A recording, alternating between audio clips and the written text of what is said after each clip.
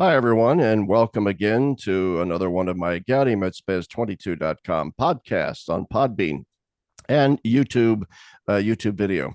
I have a couple of repeat guests. One is just a very recent repeat guest, Paul Seaton, Dr. Paul Seaton, who teaches philosophy at St. Mary's Seminary and University in Baltimore, Richard and Barbara Fisher Chair there of philosophy.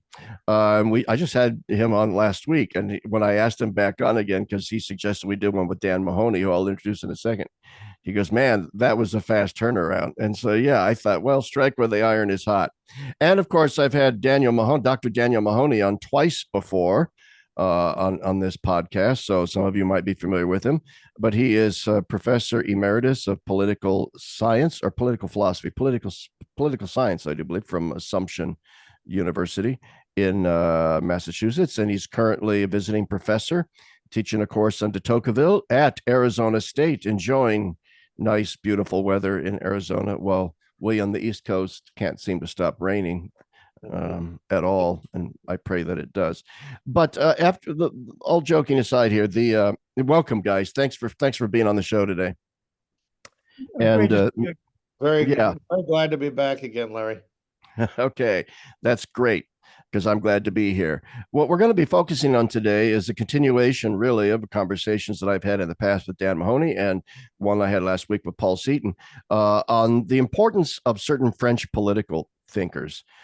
In particular, it was precisely in reading your book, Dan, on the idols of the age, that I came across for the first time in my intellectual life the writings of a French historian named Alain Besancon.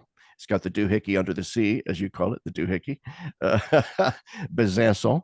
And in particular, I read his book, The Falsification of the Good, and I highly recommend that to all of my viewers and listeners. So I'm going to start with you, Dan. What do you think is what is significant about the falsification of the good?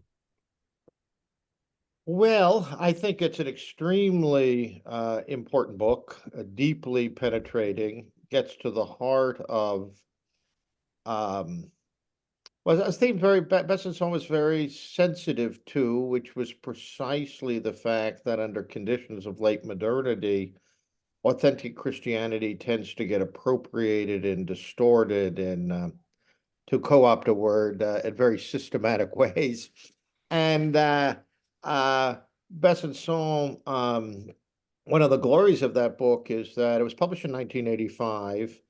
And I think there were three initial reviews of the book. One in L'Express by Pierre Manent, one in Crisis, the old magazine, not the online thing, by me, and one in England by Roger Scruton. So I was in good Oh, company. Roger. Yeah. And in any case, I think we all saw the brilliance and penetration of that book because it was a warning to Christians, a warning informed by two seemingly disparate figures, George Orwell and Vladimir Soloviev, of the possibility that the authentic Christianity could be falsified in ways that were terrible for the life of the faith, but also for common life, for politics, for Christians living in the world. The title Falsification of the Good comes from the preface to War, Progress, and the End of History by Vladimir Soloviev, which was Soloviev's last work. I think it was written in 1899, 1898, 1999, published in 1900, just around the time he died at the age of 47. But Soloviev had come to see the book. The book is really about, well, it culminates in the short tale of the Antichrist, which is the most famous part of the book.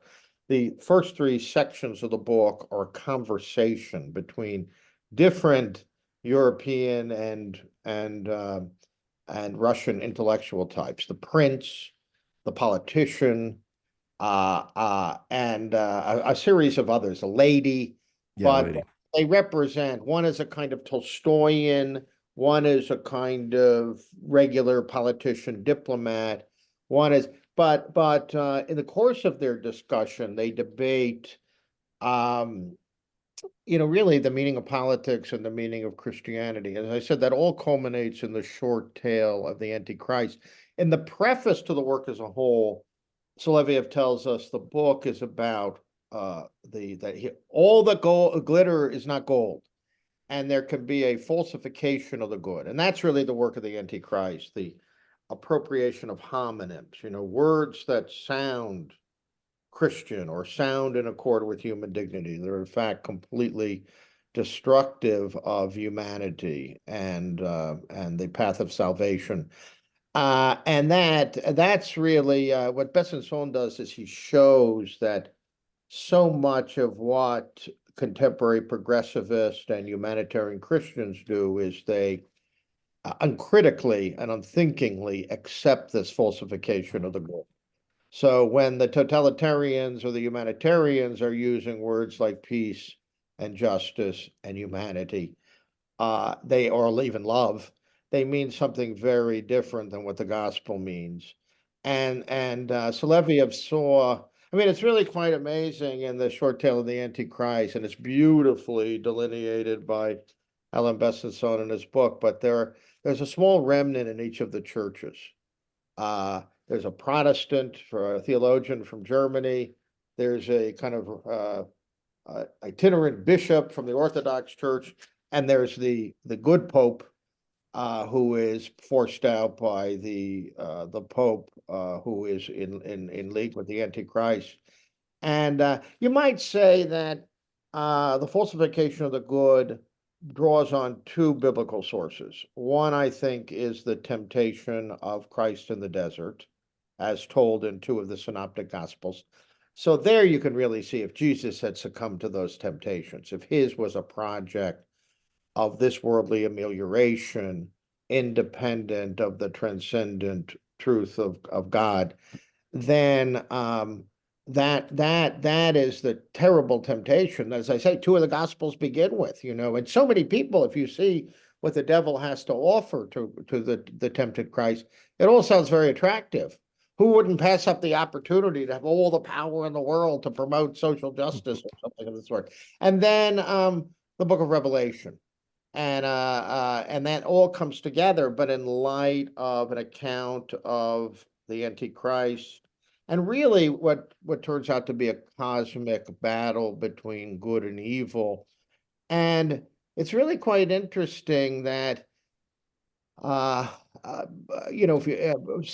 saw large parts of the institutional church, ecumenically, you might say, succumbing to the allure of the falsification of the good or the Antichrist. So, some people have compared the book to Benson's book, Lord of the World. There's some, I think, similarities. But it's very interesting. In 2007, Pope Benedict had Cardinal Beefy of Bologna give the Easter sermons to the papal household on Soloviev's War, Progress, and the End of History. So, and if you read the section of Volume 1 of Jesus of Nazareth, Pope Benedict's interpretation of he really does, like Soloviev, like Besancon, he thinks the account of the temptation of the Lord in the desert is fundamental for understanding what the gospel is and what the gospel isn't, and what the great temptation is. And he cites the short tale of the Antichrist there. And he could have cited, I suppose, Dostoevsky's Grand Inquisitor too. But I think it's terribly important. I can contract, and I am picking on the present Roman dispensation a little bit, but we know 2 years ago the person who played the role that Cardinal Beefy did at Easter was Father Rupnik. Yeah, we'll leave it at that. But Besancon's brilliance too was to bring Orwell in, because Orwell's not a religious believer, but Besancon discerned that there was a deep theology underlying 1984, and it's two things. One, is it possible, and Catholics ought to be very sensitive to this, that nature could be defeated?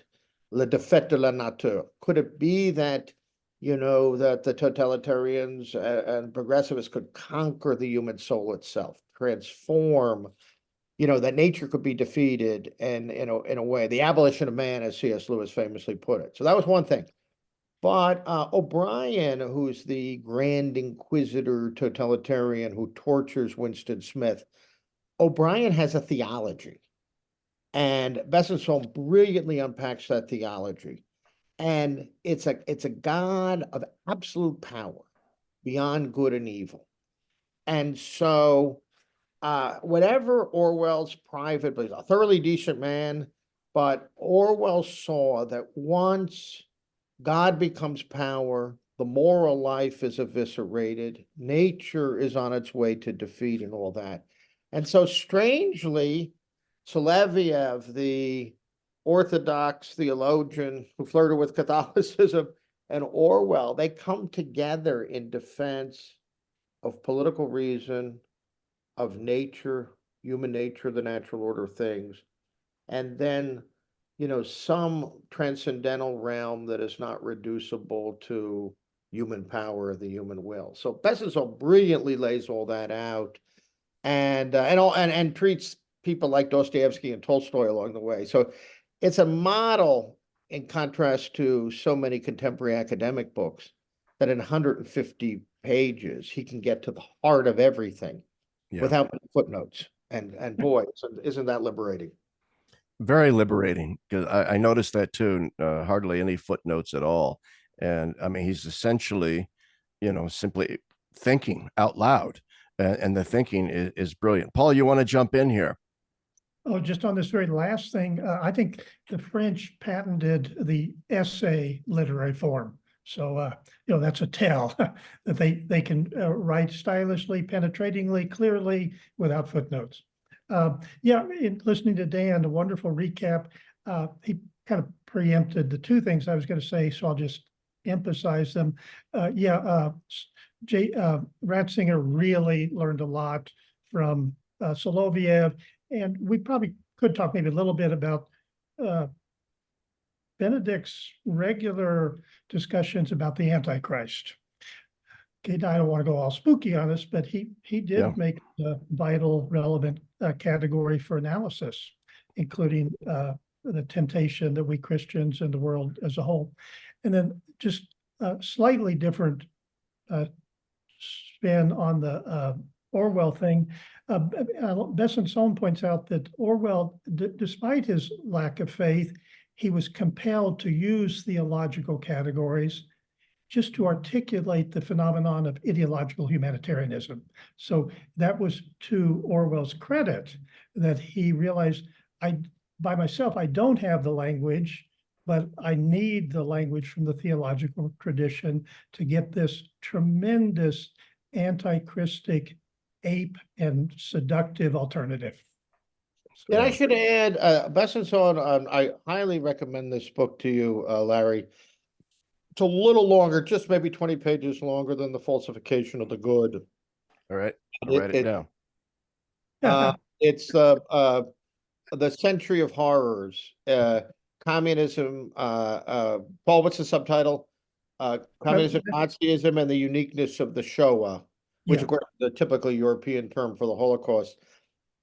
It is an interpretation of the totalitarian episode, as I sometimes call it, of the 20th century, that makes, not only it has a very discerning treatment of the sources of the evil that inform both communism and Nazism, but Besancon makes a very compelling argument that one ultimately needs something like theological categories to understand totalitarianism, because totalitarianism is so tied to the negation of the human person and the human soul. And it's that one of Besancon's, I think, really penetrating insights is that if you look at the deepest critics of totalitarian mendacity and totalitarian violence, they all saw something like Satan at work. And by the way, before I sound like the church lady, I'm old. Roger Scruton constantly reminded us that Goethe's Mephistopheles called himself the spirit that forever negates. Think of the energy. It's an empty energy. I think this insight's really quite compatible in its own way with the early fathers' view, Augustine's and others, that evil is privation. It has no positive substance or power, but it gains a tremendous energy from the sheer enterprise and cruelty from the sheer enterprise of negation. And so what's wonderful about Alain Besancon is he professionally was a historian. He had once been a psychoanalyst until he figured out that Freud provided a dead end. Convert to Catholicism. Both Pierre Manent and Alain Besancon are converts to Catholicism. You say the eldest daughter of the French convert. Pierre grew up in a communist family, and by his teenage years, he once told me he was an ex-communist, and I said, "Well, when do you stop being a communist?" He said, "Well, at 16." Well, not in America. One would have no intellectual odyssey or itinerary moving at the age of 16. But when you grow up in a communist family where indoctrination is a fundamental part of one's thing. But in Besancon, I think it was 1975, he returned to the Catholic faith, and he was an ex-communist too, but he, was a communist through his late 20s. So, but these men, maybe Besancon even more than Manon, although Manon has tremendous breadth and depth, but they are not easily put into any academic discipline, Besancon was a wonderful theologian without being a theologian, Yeah. He knows political philosophy inside out. He knows literature. One of his greatest books, in French, it's called L'Image Interdite. It came out from the University of Chicago Press, and it's a book about the representation of the divine in art. And it looks at the conflicts, controversies about iconoclasm, the Mohammedan, or at least the mainstream Mohammedan, forbidding of the representation of the divine. And it culminates in a critique of sort of postmodern abstraction. But it's a brilliant engagement with art, the intersection of art, philosophy, and theology. So I don't think America specializes in making creating or allowing those kinds of human beings to flourish. And France did for a while. Not so hopeful about France, because after 1968, they abolished what the French used to call the Napoleonic education. Pierre Manent went to a lycée where he learned, by the time he graduated from high school, he knew Latin and Greek and had studied higher mathematics and French literature. And it was his philosophy professor at the lycée who introduced him to serious Catholic philosophy and theology. That couldn't occur today. So, for a while, there was just the possibility of a kind of architectonic engagement with the soul and the human condition that the specialization, not just specialization, the specialization and ideologization of the university makes almost impossible today. Larry, could I jump in just real quick? Sure. Yeah. Dan is giving a very good bibliography. I do think we probably need to add the Three Temptations book because that'll be particularly relevant to falsification, but also I think to a connection with religion of humanity. So in other words, Alain, he saw things that have come to fruit today. And when you get somebody who saw it 30 years ago, you pay. So the Three Temptations, go ahead, Dan, go ahead. You want me to? Okay. The Tentation de l'Église, it's still in print in French. I believe the chapter on Islam came out in Commentary magazine some years ago, and I can send that to you, Larry. But please, the Three Temptations of the Church, which came out about 1994, is a pretty significant revision and extension of a 1979 book or 78 book by Besancon called Les Confusions de Langue, the confusion of tongues. And That book had addressed the ideological temptation in the church and in the Christian world, a tendency to overly despise, you might say, democratic mediocrity and bourgeois civilization, a tendency that led to political and theological romanticism that often slid then into irresponsible political choices. French Catholics, people, someone like Mounier, the editor of Esprit, Esprit. yeah, he was initially for 2 years a partisan of the National Revolution of Marshal Pétain and Vichy. And then really, I mean, Esprit in the late 40s and early 50s was pro-communist. He wasn't a communist, but they saw communism as superior to, bourgeois civilization. Again, rooted in that kind of romantic rejection of the bourgeois. So Besancon exposes all of that. But the big difference between Confusion de langue and the Trois Tentations de l'Église is that Besancon widens his analysis of Christianity and politics and Christianity and democracy.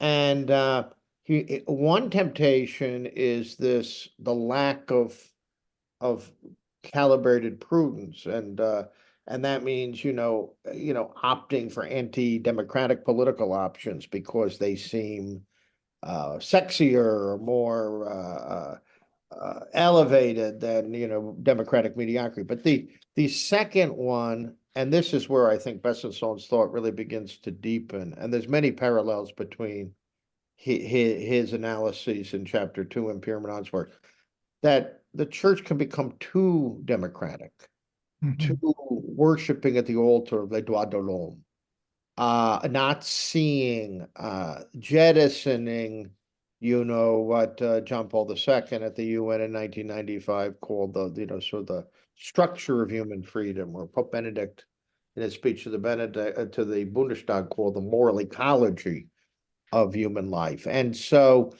Besancon really shows that this genuflection before a kind of ever self-radicalizing democracy and equality, the right equality between animals and human beings, and I think he foresaw things like capitulation on, what we now call LGBTQ issues, the conflation of compassion and the tough love that is inherent to caritas and all that. He saw all of that and treats it very, very brilliantly. And he draws on sober political thinkers like Alexis de Tocqueville in doing so. I think the most radical part of the book is on Islam. And Besançon suggests that French Catholic thought, represented by someone like Louis Massignon, had really romanticized Islam, that there was a fascination with the other that led to a erasure of essential differences. He questions, for example, whether we can, I think Pope Benedict makes the same point, maybe more discreetly. Is Islam really a religion of the book? Do we have, Pope Benedict said over and over, we're not a religion of the book in the sense that, we don't believe that the old Hebrew scriptures of the New Testament are, written in perfect, whatever language they were written in, Hebrew or Greek, handed down, by the Archangel Gabriel and all of that, as believers in Islam do, and that one big obstacle to the belief that we are all Abrahamic religions is, of course, that Muslims are, to put it mildly, actively discouraged from reading the New and Old Testament. So, as Besancon points out, yes, there's homonyms, there's Mary, there's Jesus, there's Abraham, there's Moses, but what the Quran says about them is not, what Holy Spirit says about it. And then he also talks about this mix of paganism and kind of appropriation of tidbits of Judaism and Christianity, but in a most heretical way, the way Chesterton did famously at the end of The Everlasting Man. So it's a very challenging section, but he's really saying, look, we don't do our faith any good. We don't do dialogue with Muslims very good unless we know who we are and who they are and what we agree on and what we disagree with. I'll add, and this is a point Besancon and I had once talked about, in C.S. Lewis's The Abolition of Man in part 2, his famous articulation of the Tao, his, Yeah. modernized term for the natural law. All those examples he gives, from the Analects and from Christian sources and philosophical sources and Asian religions, there's not a single example from the Quran or the Muslim tradition of the natural moral law. Why?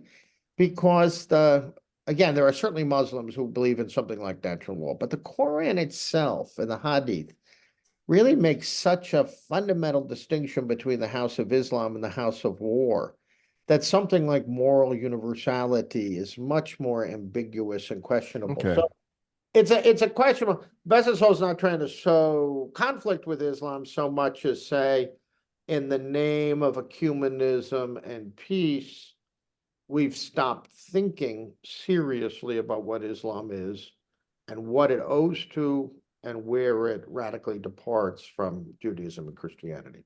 Is it possible, and I'm not disagreeing with your latter point there about Lewis and his elaboration of the Tao, or natural law. I'm not disagreeing with that at all. But something popped into my mind, which is perhaps Lewis just didn't know that much about Islam. Maybe Islam didn't interest Lewis.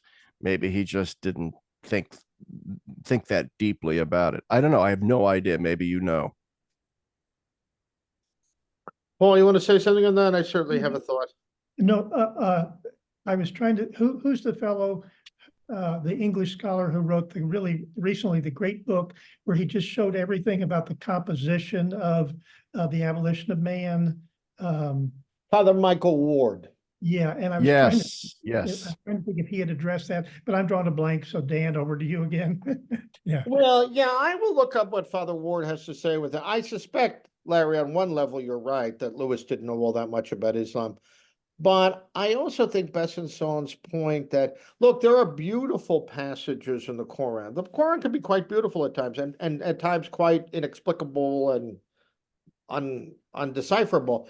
But they're beautiful calls for righteousness and charity and justice and all of that.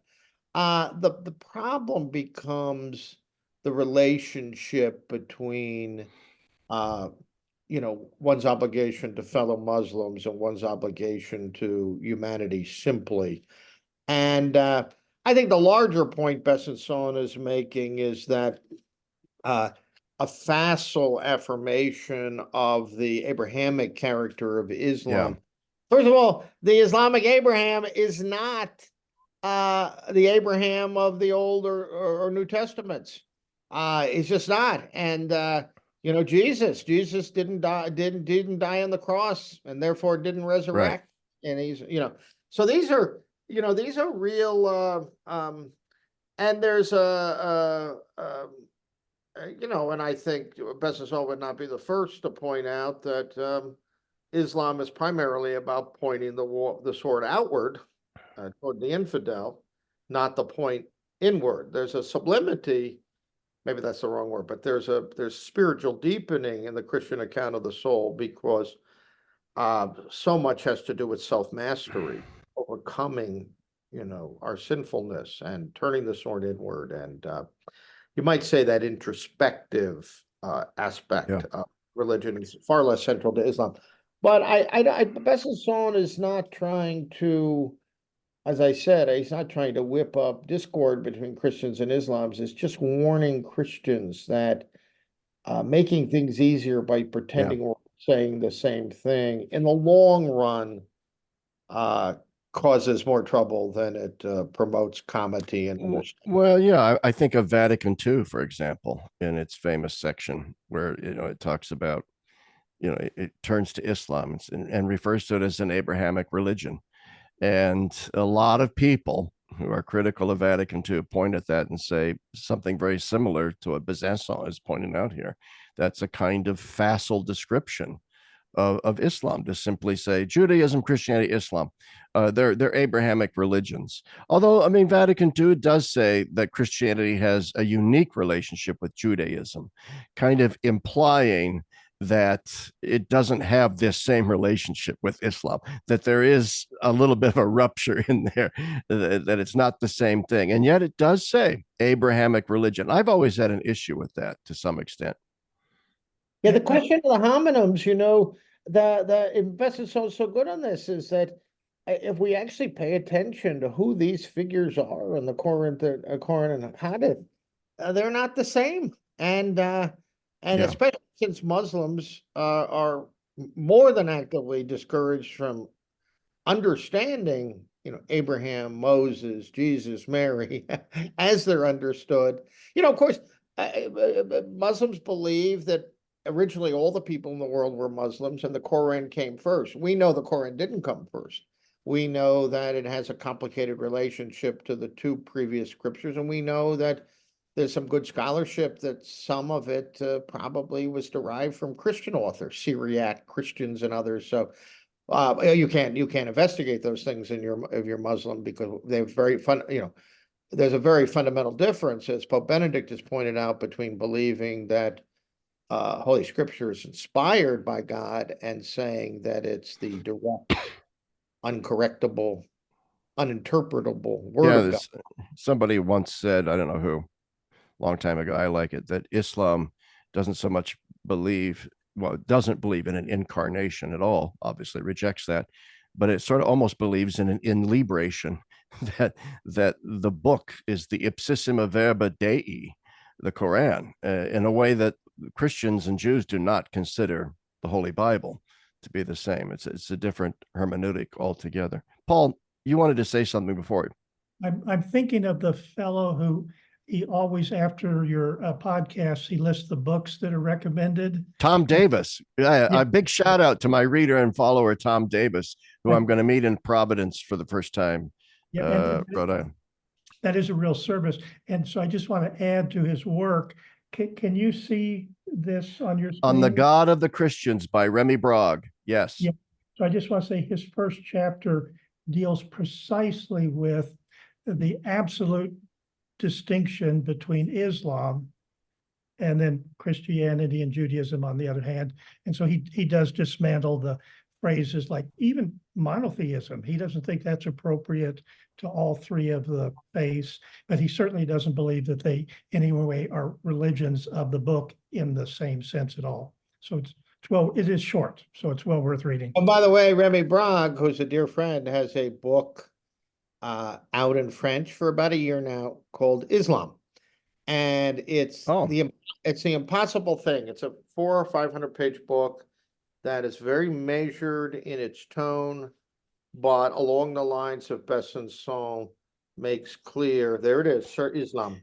All right, so we need to actually say the titles out loud, because some people just listen to this on the Podbean audio podcast and don't watch it on YouTube. So it's Sur l'Islam by Remy Bragg. Yeah, it's in French. It's my next project. Yes, get on that, Paul. Start translating that, because that would be a great service to all of us. And I wonder what Besancon would say about modern day France, which now has the largest Islamic population of any European country, which really, I'm sure the French struggle with it, because the French have a long-standing tradition that if you're going to be in France, then you need to assimilate the French culture, period, end of discussion. Well, Besancon was deeply worried about not on ethnic or racial grounds, but simply that but Pierre, Manent and Remy, and Alain were close on this, that they both thought that France fooled itself when it defined itself by radical secularism, by laïcité. Pierre liked to say, look, laïcité dates from 1905, and it was imposed by the most radical secular forces after the Dreyfus affair.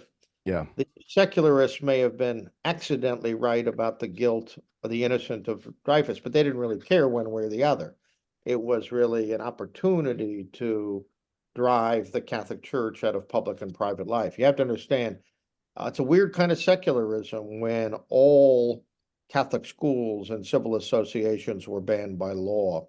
Now that would change with World War I because Catholics were among the most patriotic Frenchmen, and the French secular government appealed to l'union sacrée, the sacred union, Catholic and secular Frenchmen fighting for the patrie. But de Gaulle, who was studying in a Jesuit school there, where his father was headmaster, was educated in Belgium before World War II, World War I, because the Catholic schools were banned. So it's a very strange kind of secularism. But Pierre Manent has a book, Beyond Radical Secularism.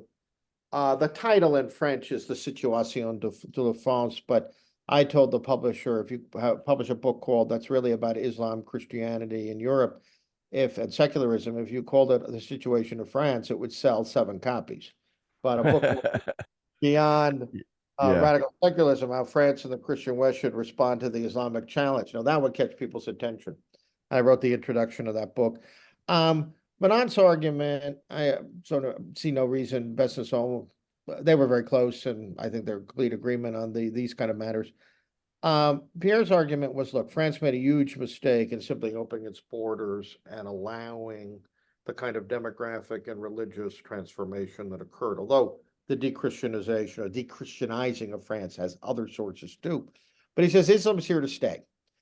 And the problem is, if we pretend that we're just a nation marked by laïcité and ignore the profound, Pierre didn't really like the word roots, racine, because you kind of outgrow your roots, or but that the Christianity had something to do with the heart and soul of France, and that France may have a secular state, but it was still an important sense Christian nation and a Christian culture. He said to deny that is to mean that Muslims are coming into a spiritual wasteland, because laïcité, defined as a kind of spiritually empty secularism, is simply no match for the fervor and intensity of Islam and Islamism. Well, So it's interesting. Go ahead. So I should say he proposed a kind of new social contract. And he said, no covering of the faces, because he said, the Christian West, we never, except for the executioner, no one ever covered their face. The face is what gives us access to the personhood of another, to the soul of another. He said no more funding of Islamic institutes by the Gulf states, a clear affirmation of loyalty to France, and a recognition that the Christian and Jewish presence in France was primordial. That the French culture, French state is not sort of neutral between Islamic ways and Western ways. So he laid it all out in a way. It was odd because there were some people who accused him of surrendering to Islam, but his point was, so much has occurred, so much has been given away, so much has been accommodated, that we have to start with where we are. And where we are is we're not kicking the 10% of the population that's Muslim out of the country. But unless something is done to clarify what it means to be a Frenchman, then this may have a very tragic outcome. What's interesting to me, too, is I've been reading stories about the fact that there has been an uptick, a big enough uptick that people have noticed, of converts from Islam to Catholicism in France over the past 5 years or so.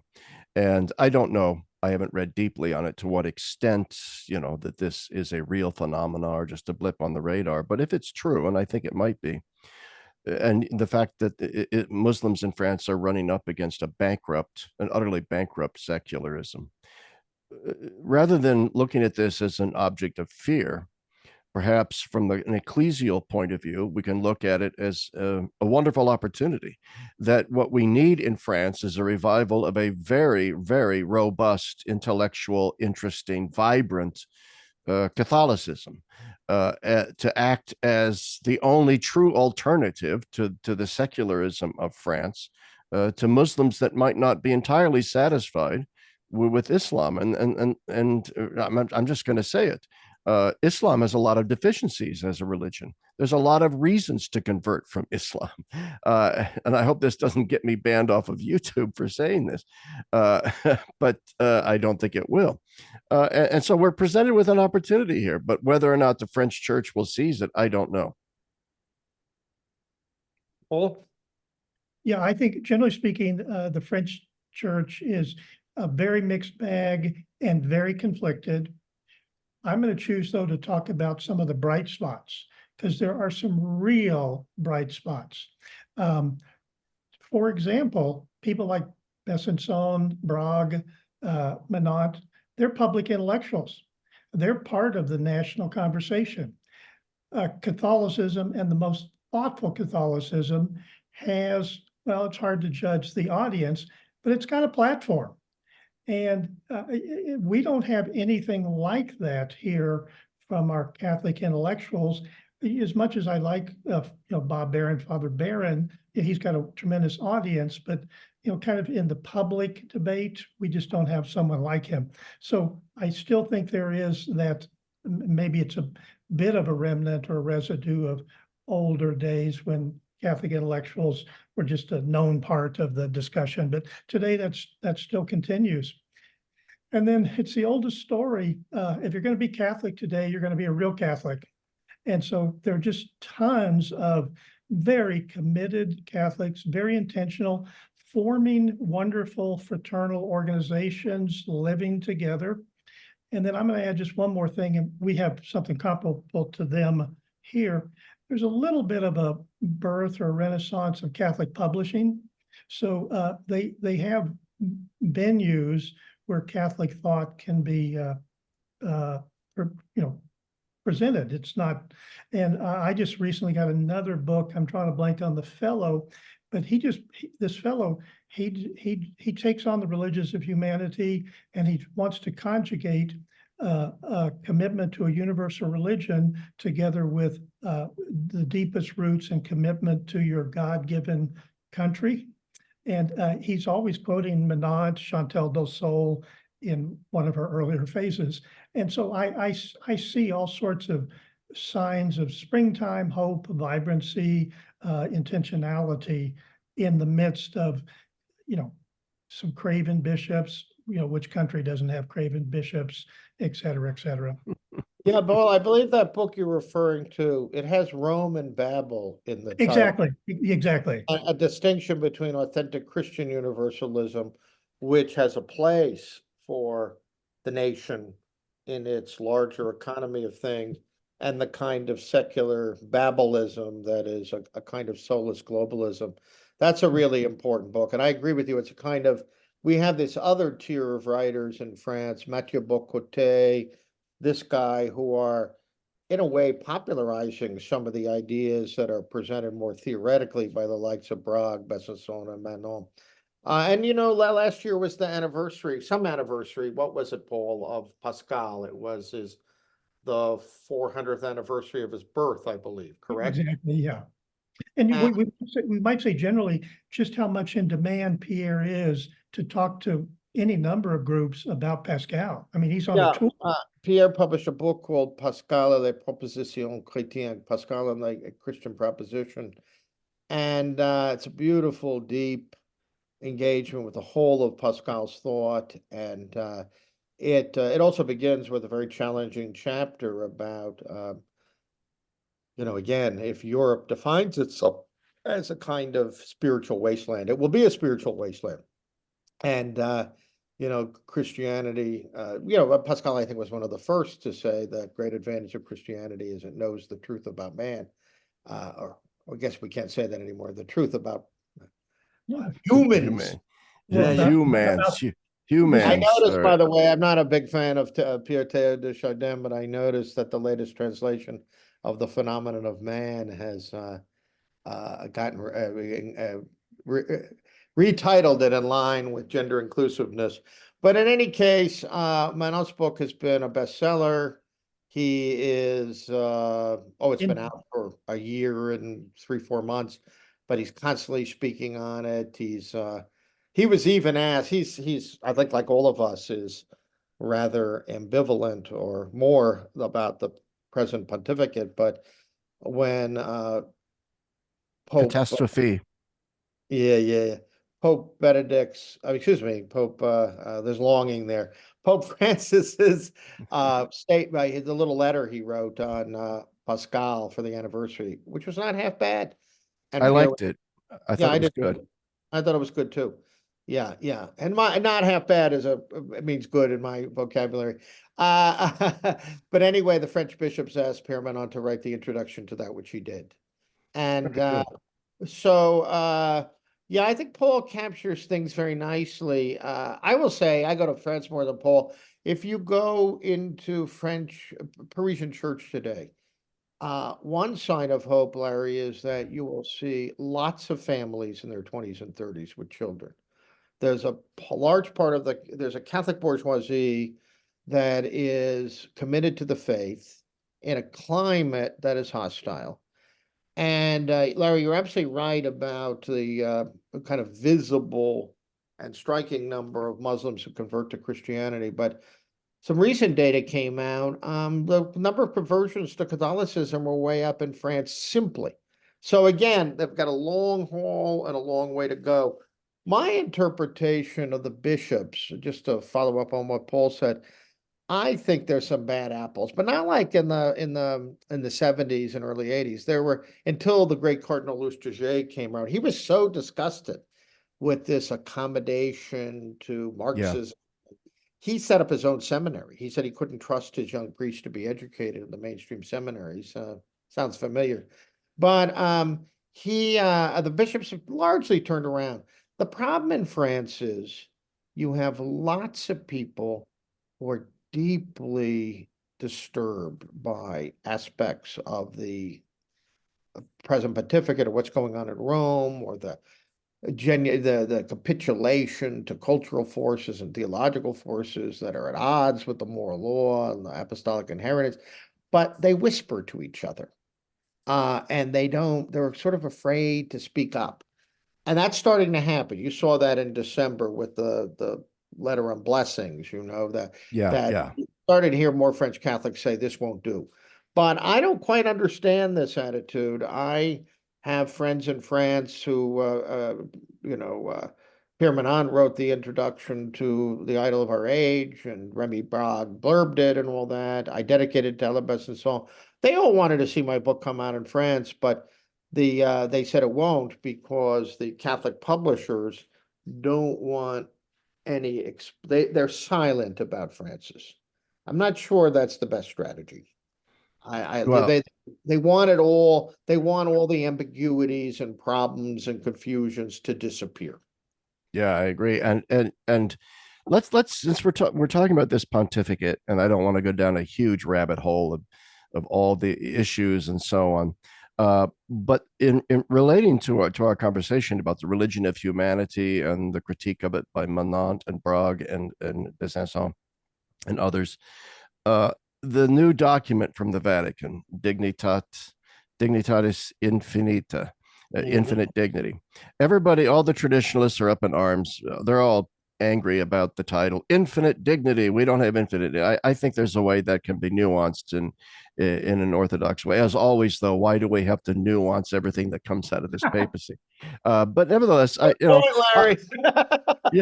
think, for example, we maybe for once we don't want to look a gift horse in the mouth. I mean, 98% of this document is, my God, when it came out, I was really, really fearful that it was going to be really bad. And it turned out to be something really solid in terms of upholding Catholic teaching across the board. And one of my strongest fears has been the undercutting of the church's traditional moral theology in this papacy. I don't think the Pope's a heretic and all that like some do, but I think he has made appointments and so gutted the JP2 Institute, gutted the Pontifical Covenant for Life, promoted people like Hollerich and McElroy and James Martin. And I just thought he's undercutting everything. But then out this document. So, but my point is this, and it relates to Besancon and Dostoevsky's Grand Inquisitor and so on. I was more disturbed, not by the document at all, but by the press conference that Fernandez gave in its release, where Diane Montaigne of the Register asked him a question or something about hell, and he fudged and so forth. But he finally said, you know, human freedom, is it not so diminished? Is it not so hemmed in? Or I can't remember the exact quote, but he gave a very disparaging account of human freedom. And he said, given how our human freedom is so hemmed in by all kinds of cultural factors, psychological factors, in so many words, we can hope that hell is empty, because maybe, just maybe, no, I think what he's trying to say is maybe, just maybe, nobody ever really commits a mortal sin because our freedom is so compromised.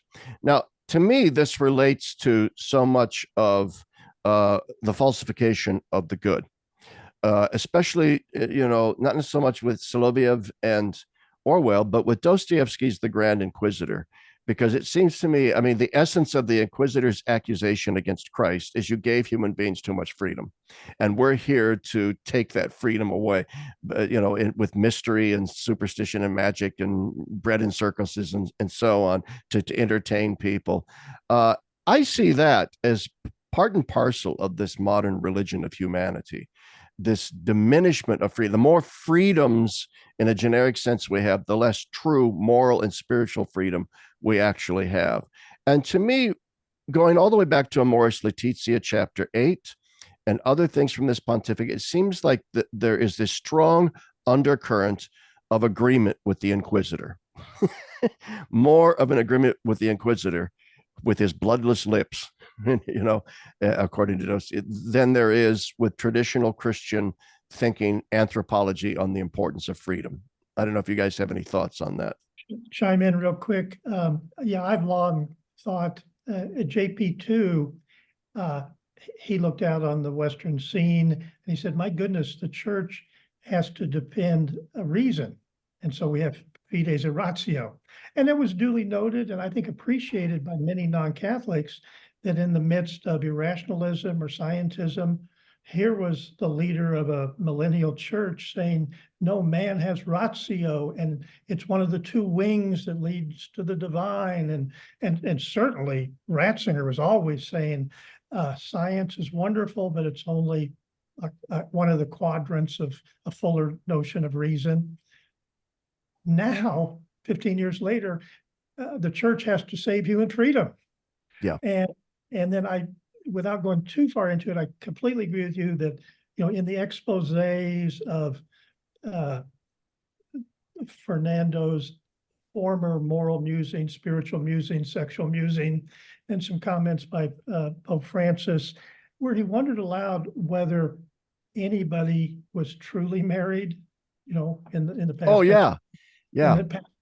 That I think those two gentlemen really have a view that most human beings are not free. And now, I think that's part that is we need to defend freedom.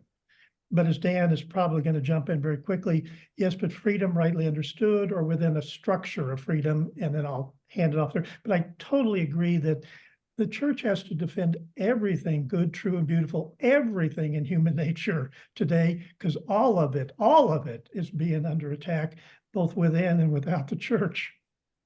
Yeah. Well, so well said by both of you.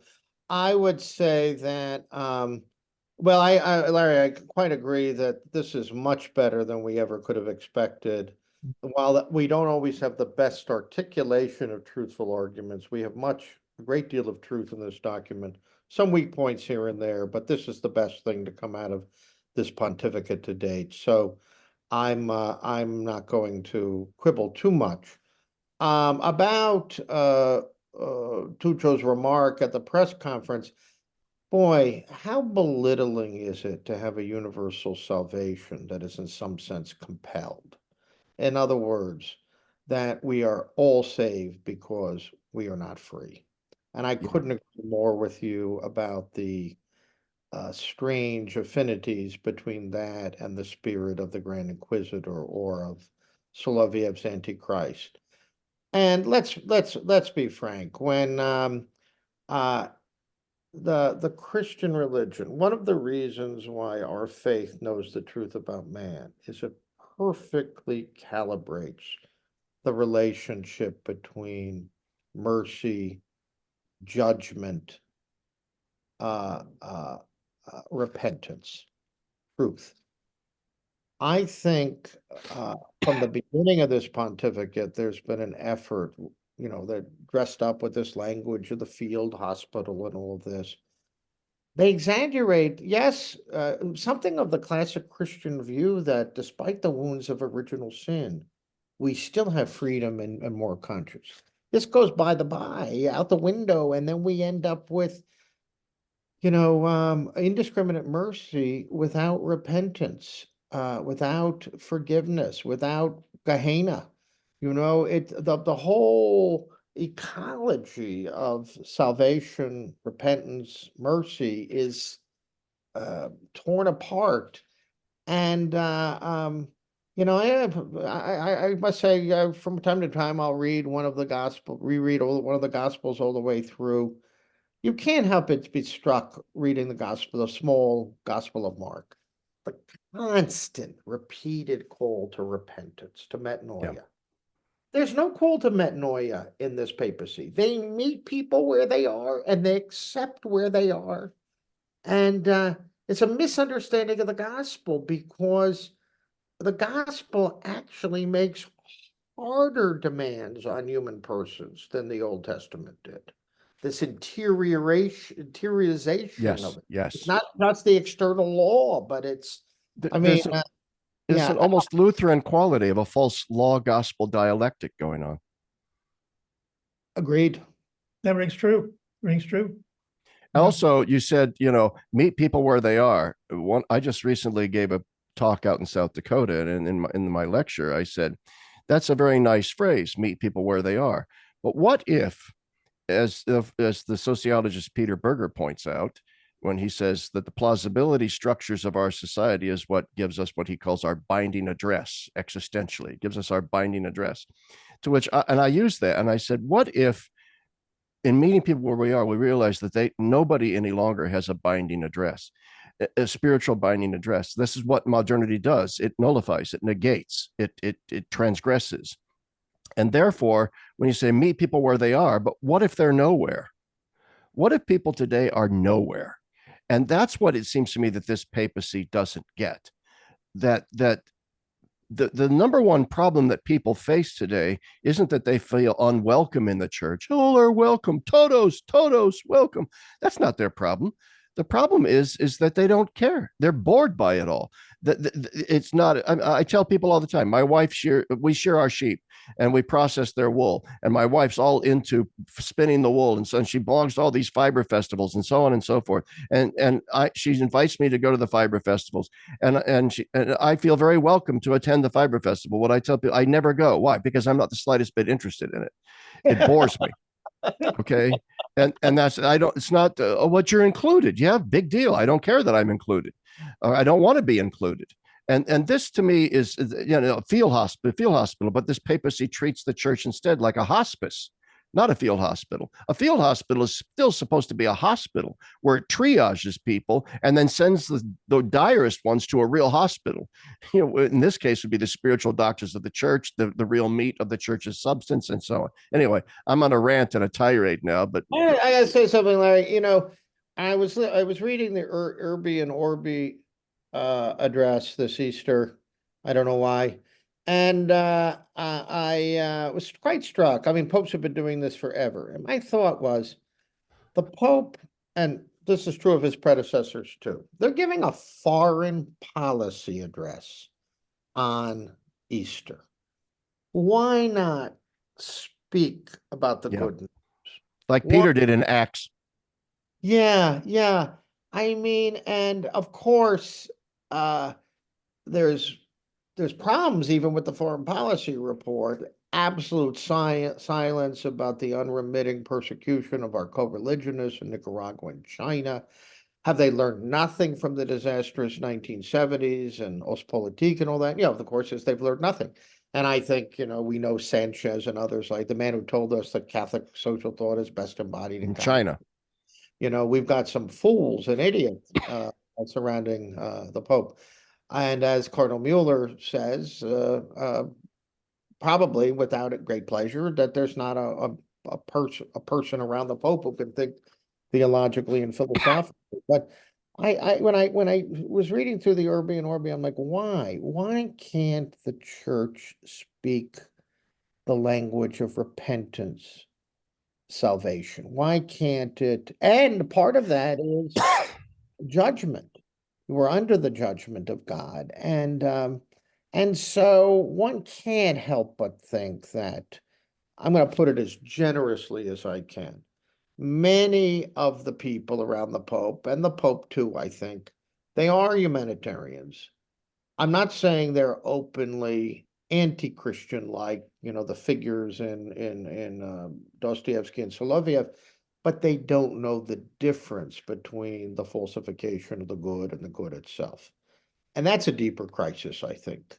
And I think that's true of all progressivist theology. And you're right, when questions are raised about whether the sacrament of marriage even exists, we're in trouble. And when we have the head of the synod telling us that we ought to take our bearings, I can't think of a social science less meriting of being taken seriously than sociology. My late friend Irving Lewis Horowitz was a sane sociologist, wrote a book with Oxford called The Composition of Sociology. He says sociology veers incoherently between aimless and empty empiricism and left-wing ideology. Why the heck would the church want to replace the truth about man with politicized sociology? Yeah, that's one of Jordan Peterson's points in his conversations with Bishop Barron. Like, why the heck is the church, when it's on the verge basically of intellectual victory, that its message is the last man standing, has it decided to wave the white flag and say, let's bring in the sociologists and the psychologists and so on?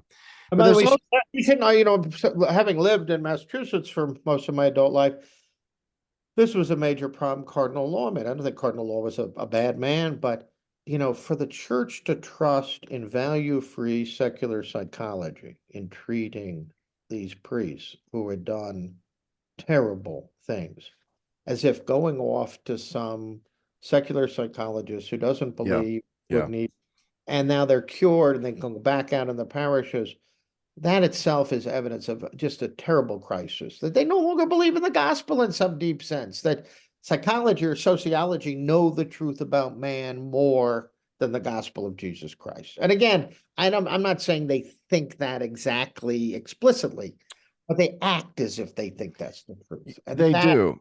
Yeah. This is the most troubling thing to me in this papacy. And like, for example, with Infinite Dignity, this document, it's got all these wonderful things about surrogacy and transgenderism and abortion and war and all this. Yeah, fantastic reiterations of Catholic doctrine. However, there's one big caveat in this, and it's this, that in other documents from this papacy, there's been this constant emphasis on the fact that the church's moral doctrines are a kind of ideal. To which, so it's almost like the mathematical concept of the asymptote, right? None of it's an asymptotic sort of approach to the moral ideal. None of us completely reach it, and therefore all of us are under the mercy of God. That's all true, but then there's simply this flattening out of the spiritual life, as essentially we're all in the field hospital, we're all in the hospice, we're all we're all hurting, everybody's hurting, and there's never any, like you said, call to conversion, come up higher. This is not an ideal, it's a damned commandment, for crying out loud. Okay, and I hate to get a little vulgar here, but that's what it is. It's a dadgum commandment. And they're treated. Go ahead. I love the Didache, the teachings of the 12 apostles. What was debates? There's a debate from 70, 95, 102, but it's very early. It was esteemed by the Universal Church. There's no ifs, ands, or buts about the evil way as opposed to the way of the gospel. And it includes, no Christian burial for those who abort the unborn, no mercy for those who diddle children, and this kind of thing. It seems very contemporary to me, the kind of evils that it addresses. But some of the early, some of the councils, the early councils and other, they called on people to repent for 20 years for certain sins, you know? Yeah. And you want to use the field hospital. I mean, there has to be some medicine. There has to be a regiment of piety and repentance. And I mean, I think about this. When the Pope said, "Who am I to judge?" What was the empirical situation? The papal nuncio, Montevideo, Uruguay, was regularly meeting gay prostitutes, rent boys, in a park in Montevideo. Who is he to judge? That man should not be a representative of the Holy Roman Catholic and Apostolic Church. He should be sent away to repent for the rest of his life. And instead, we get easygoing, secular, Yeah. feckless non-judgmentalism. It is an embarrassment to decency. I And agree. I might add, he also had a suitcase of cash. So it was two mortal sins. Larry, just to go back real quick, whenever a Christian or a theologian speaks in terms of ideals, I know for sure that the 70s have come back and that the moral teaching has already been gutted. And Oh, yeah. in social science, the infallible tell is talking in terms of values, but you know, you and I we've all been around long enough to have lived through the 70s. And when the McBriens, the McCormicks, the Currans introduced the notion of ideals, that was precisely to get rid of natural law and precisely to get rid of absolute prohibitions. And by the way, Pierre Manent, going back to his earliest work in the late 70s and early 80s, he was writing very wise things as a young man, but he really took aim at this redefinition of the moral life, theologically, philosophically, politically, in terms of values. Because values, really value comes from economics, of what we esteem. The value of gold is high, people want gold. Now many good people, decent people use the language of value in a non-relativistic way, but it's a problem. And it entails a whole set of problems, ideals, maybe even more so, but they both are, the church. This is why, Pierre Manent has written, now I wrote a book on natural law, kind of idiosyncratic treatment of natural law, but his point is that we Christians, we don't invent our own ethics. Remy Bragg makes this point too, as Paul well knows from being his translator. You might say Christianity deepens our understanding of morality, but the cardinal virtues are the beginning. The theological virtues, Yeah. cardinal virtues stand or fall together. There's a debate. It was a debate in the February issue of the magazine L'Incorrect, like politically incorrect, a great monthly in Paris, and Pierre Manent and Alain Finkielkraut is a very good man, a secular Jew, but generally quite sane. We're debating euthanasia, and Finkielkraut went a little wobbly, saying, I'm getting old, and I see a lot of my friends and all this. And Manent said, look, we've seen it in Belgium, we've seen it in Canada. What has to come first is the law of nature, the law of reason, as revealed in the Decalogue. Thou shalt not kill, thou shalt not murder. We can address all the difficult cases, the hard cases, the prudential choices, only when we've reaffirmed the law, the moral law. Because we get rid of the moral law and then we say we're only going to deal with extreme situations, we have no ground whatsoever. I'm going to read this quote from Manent, just from a few weeks ago. It is the law that grounds human dignity. We could get a little more of this from the papacy, by the way. If human beings cannot do as they wish with others or with themselves, this is because there is a law that forbids it, a law that is expressed in the Ten Commandments. The progressive injunction commands us in the name of humanity to leave behind what constitutes our humanity. In doing so, we fail to realize that by abandoning or weakening the fundamental law, our much vaunted pragmatism is left without a guiding principle. C.S. Lewis could have written that, but that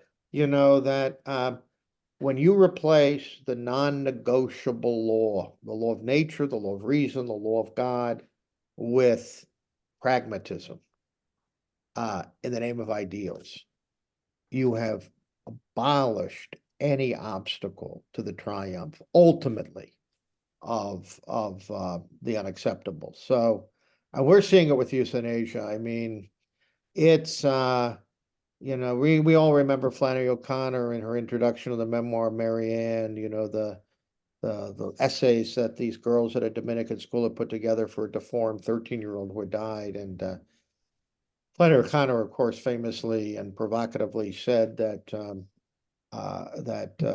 Passion leads to Auschwitz or something like that. to the death Yeah. camps. Meaning Yeah. you can justify anything in the name of relieving human suffering. And so one thing I like about Manent's work and Besancon's too is without being Thomists of strict observance, without being prisoners, you might say, of one intellectual system, they see, like C.S. Lewis, and Remy Braga's great on this too, they see that natural law understood as, those things that are just not available to human beings, that destroy our dignity. That's the deeper. I wish that we when personalism and human dignity are articulated, there's lots of truths there, but it's got to be grounded, connected with the Decalogue, with the law, because otherwise it becomes slippery, and that's what I see a bit in this papacy. Even when they're leaning in the right direction, occasionally they don't really reaffirm the tough underpinning of dignity, if I might put it that way, the tough love. It's very therapeutic. It's sort of like Carl Truman's book, about the modern therapeutic self.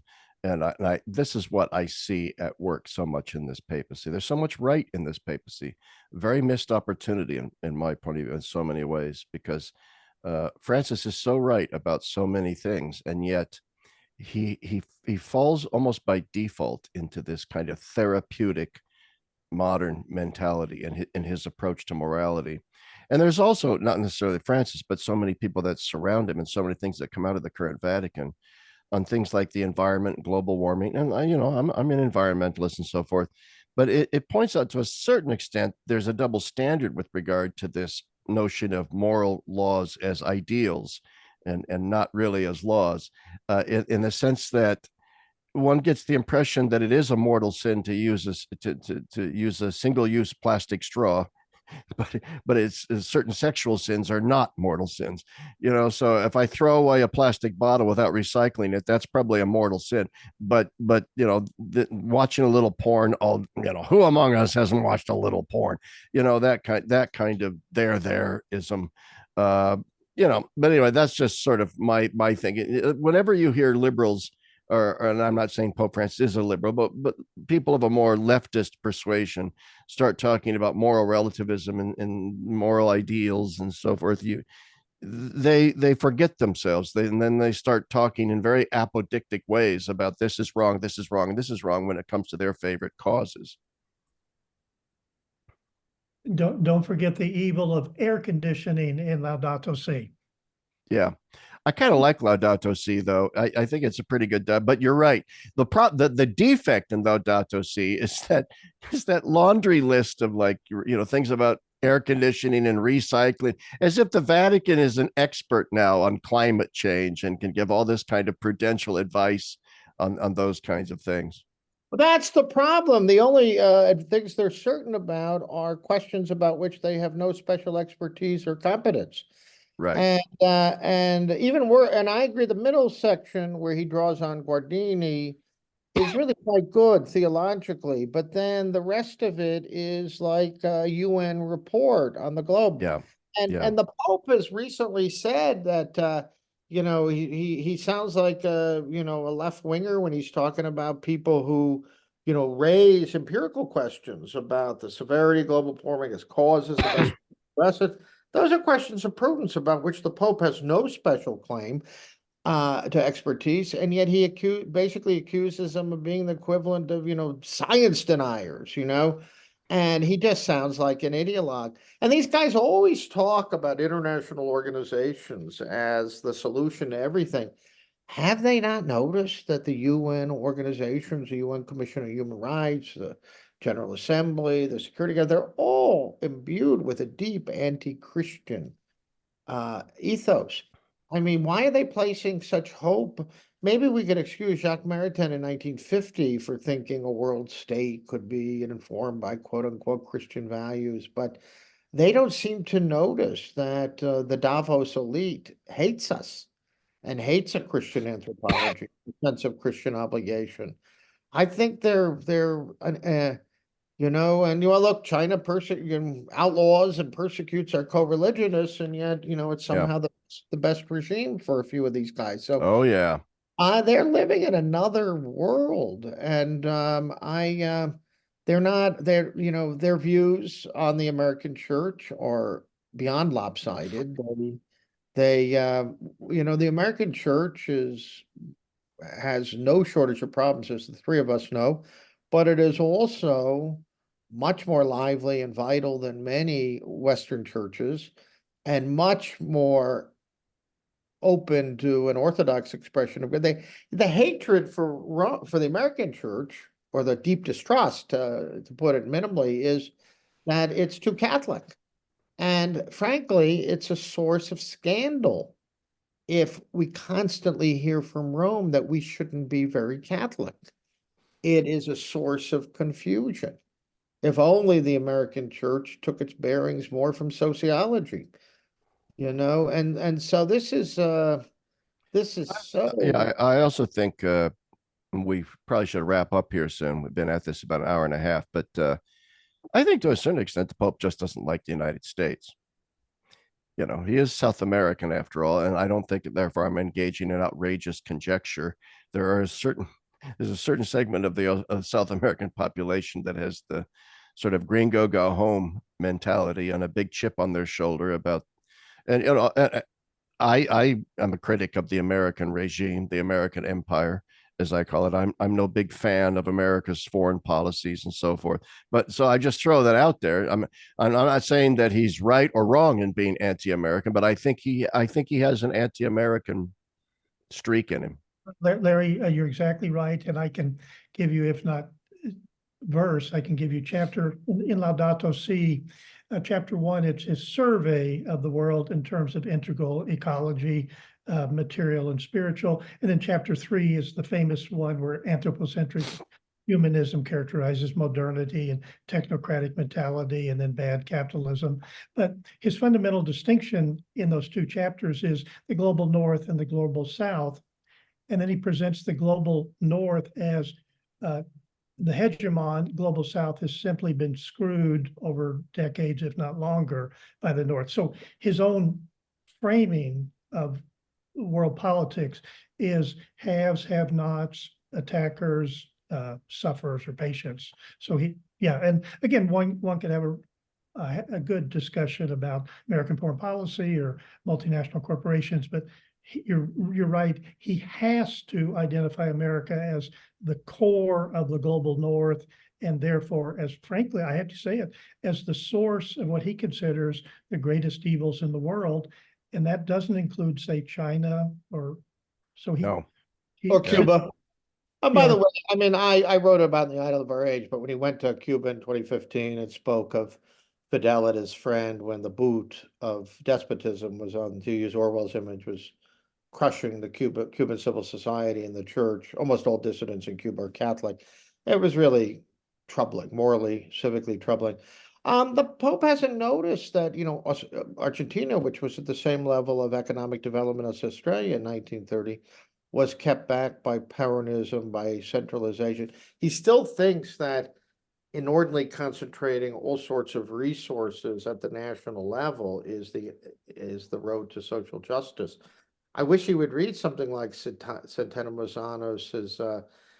Pope John Paul II saw the thing was not to get rid of the market economy, but to bring the disadvantaged into the circle of productivity. Yeah, and absolutely.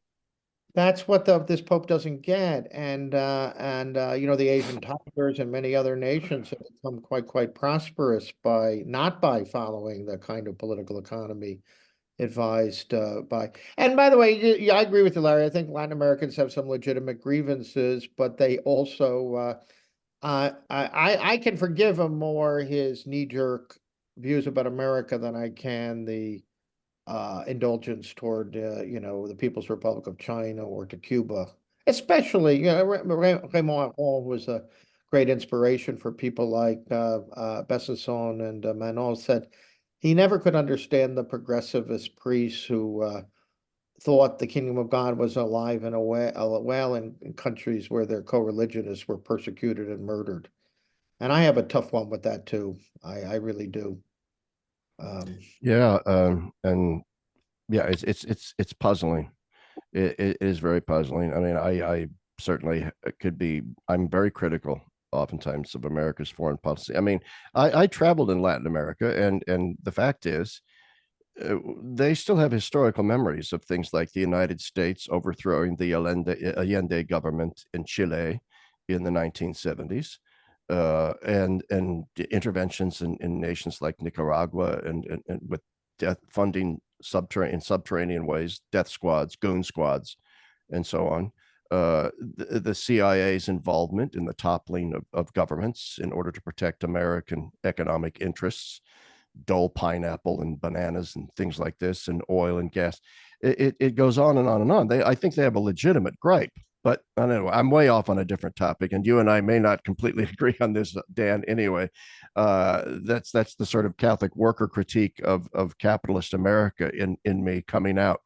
But I do, so. I think that this is, in other words, the reason why I'm laying this out. I think the Pope's dislike or distrust of the United States is not something ephemeral. I think that it is something deeply existential for him. And I think he's sincere about it. Paul, you want to say something? I think I'm disagreeing with you. I think we just need to add another word that goes deep into his soul: colonialization. Yeah. He really sees the world in terms of colonizers and colonies and then decolonization. And he really sees different forms of colonization. It's not just political, it's also economic, it's also ideological. So his pushing back against gender stuff, he sees that as contemporary Western or progressive Western ideology. So in part, his resistance against gender ideology is because he sees it as an aspect of colonization today. In part, I will say though, I agree with that completely, and I only wish, having been in Hungary for a month last April, when Pope Francis came to Hungary, he gave a talk precisely on gender theory as ideological colonization. It was welcomed by the Hungarians. It was welcomed by me, and then he's back home in Rome 2 days later, meeting with Father Martin and undoing everything done a few days before. I just pick up the case of Cardinal Sarah, who grew up in Guinea and Equatorial Guinea. Equatorial Guinea had a Marxist-Leninist regime that killed 1 million of its 3 million peoples, a genocide a la Cambodia. Guinea had a semi-communist government, the persecuted religion, destroyed the economy, etc. So Cardinal Sarah sees the potential tyrannical drawbacks to dogmatic egalitarianism, class warfare. I just don't think that in the Latin American background really affects the judgment of the Pope. He's not, he really hasn't thought enough about the possibility of a kind of demagoguery of the left. So that's a problem. Yeah. The other thing is, and this may say to us with the next pontificate, he's always talking about the peripheries, but the people around him, I think, are unnerved by the fact that the people from the peripheries are all often less immured of therapeutic culture, of sociology, of redefining the Ten Commandments and the moral law. And, I find it very off-putting when I hear people around the Pope say, it's the Pope recently did an interview. Well, that's just the cultural practices of Africa. Oh yeah. That I when I was in the Synod, not in the Synod, when I was in Rome covering the Synod last October, I met a Nigerian priest from the Synod. I was talking to him, and he said, "Here's the deal: the Pope talks a lot about the peripheries. He talks a lot about ideological colonization, and those are all good things. And yet he said at the Synod, the agenda is all global north, global north, global north, LGBTQ, women deacons, that kind of, and also obsession with structure itself is a global north concern. And so he said the concerns of Africa, the concerns of us in the global south have absolutely nothing to do with all of the main themes at the stupid Synod on synodality. And Larry, you and I talked in one of our previous podcasts about Clovis Boff's book, where he said, we're part of the problem, the liberationists, because instead of addressing the problems of Christians in Brazil, ordinary people, working people, peasants, middle-class people, everything was structures of sin. Everything was, we've got to get rid of the system. And I mean, I was stunned by what Clovis Boff said. He said anything sounded better than ordinary Brazilian Christians. And he mentioned they're more attracted to evangelicalism, Pentecostalism, and even Satanism. That's from Boff, and his willingness to say maybe we blew it. We forgot the appeal to the heart and conversion, or to the supernatural, to salvation, to repentance, redemption, an experience of God.